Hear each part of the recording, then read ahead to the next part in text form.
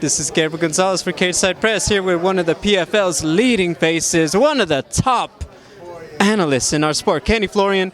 Kenny, I'm going to just rip it off like a Band-Aid. The Bellator guy is coming over to PFL next year. I mean, how do you put into words what that's going to do for the roster and for the competition? Yeah, I think it's a huge moment for the sport. I think anytime you're able to grow the roster in that manner and get world-class fighters, it's a great thing for the sport. So I think anytime there's competition there, I think it elevates everybody involved. I think for the Bellator and the PFL fighters, they're always looking to see how they test themselves against other people who are considered the best in the sport. So I think it adds value there.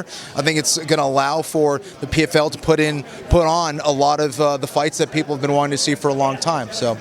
Nominated for Best Programming, Anik and Florian. My question about this, obviously you have a great mind for it. The legendary John Anik does too. When you got, Einstein and Edison together, how do you guys make sure you keep it in check? You're very kind. I think both of us add very different perspectives to the sport, mostly. So I think seeing it from John's eye, he's very astute. He's been around the game for such a long time now. And he also gets such great insight to how the fighters come out and, the fight week information, how they're feeling, how they're looking, all that stuff.